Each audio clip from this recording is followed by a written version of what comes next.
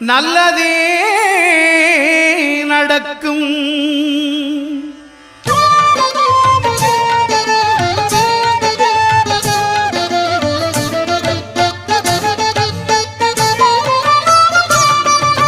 9 கோளும் ஒன்றாய் காண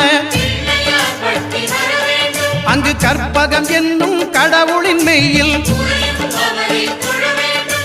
9 கோளும் ஒன்றாய் காண அங்கு கற்பகம் என்னும் கடவுளின் மெய்யில் சூரியன் முதலாய் 9 கிரகமும் பலவித குணங்களை கொண்டிருக்கும். எங்கள் கற்பக தருவில் அவை வரும்போது ஒன்றாய் சேர்ந்து பலனளிக்கும்.